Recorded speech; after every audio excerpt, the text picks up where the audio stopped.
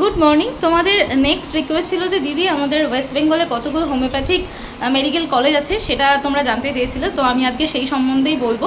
আর তোমাদের আরও একটা জানার ছিল যে দিদি গভর্নমেন্ট হোমিওপ্যাথিক মেডিকেল কলেজ আর প্রাইভেট মেডিকেল কলেজের কি একই সঙ্গে কাউন্সেলিং হয়? হ্যাঁ, একই সঙ্গেই যখন আয়ুষ কাউন্সেলিং শুরু হয় WBMCC ওয়েবসাইট থেকে, তো একই সঙ্গেই হয়।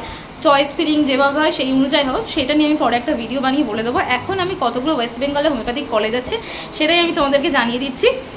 তো আমি কিন্তু কোনো র্যাঙ্কই করছি না, তোমরা ভর্তি হবে তোমরা চারিদিকে খোঁজ খবর নাও, কলেজে যাও, গিয়ে দেখো, সবার থেকে খোঁজ খবর না। আমি জাস্ট কতগুলো কলেজ হয় আমি সেটা শুধু বলছি। তো 4টে গভর্নমেন্ট কলেজ আছে আর 6টা প্রাইভেট মেডিকেল কলেজ আছে।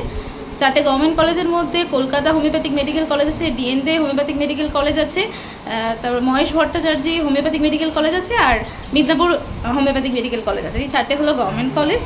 আমি তোমাদের পাশে স্ক্রিনশট দিয়ে দিচ্ছি, তোমরা গুগলে যাও, সার্চ করো, সব কিছু দেখতে পেয়ে যাবে।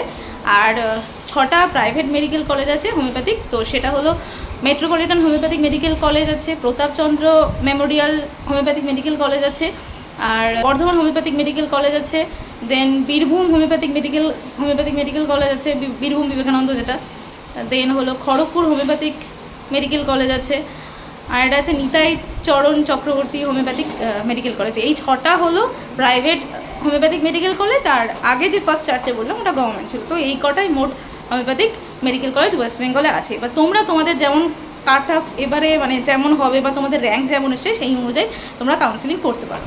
তো চলো, আজ ভিডিও এই অবধি।